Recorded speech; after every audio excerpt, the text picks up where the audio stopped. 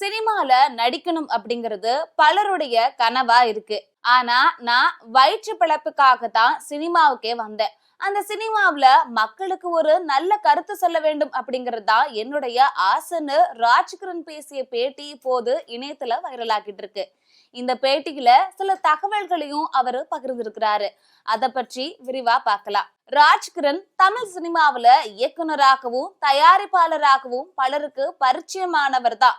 ராமநாதபுரம் மாவட்டம் கீழக்கரையில பிறந்த இவருடைய நிஜ பெயர் முஹைதீன் அப்துல் காதர் அப்படிங்கிறது தான். 1980கள்ல புகழோட உச்சத்துல இருந்த இவரு அந்த நேரத்துல ஒரு சில படங்களை நடிச்சாலும் அதிக சம்பளம் வாங்கக்கூடிய நடிகராகவும் ராஜ்கிரண் இருந்தாரு.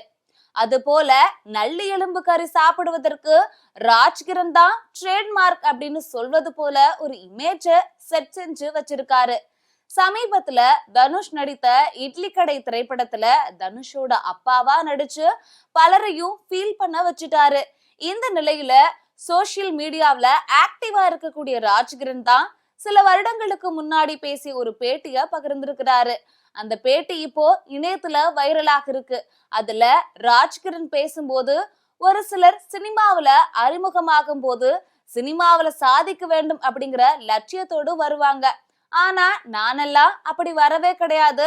பஞ்சம் பிழைப்பதற்காக வந்தது போலதான் வயிற்று பிழைப்புக்காக இந்த சினிமாவுக்கு அடி எடுத்து வச்சேன். 10ஆம் வகுப்பு படித்து முடித்ததும் ஏதாவது வேலைக்கு போகணும்னு சென்னைக்கு வந்த இடத்துல சினிமா துறையில அடி எடுத்து வச்சேன்.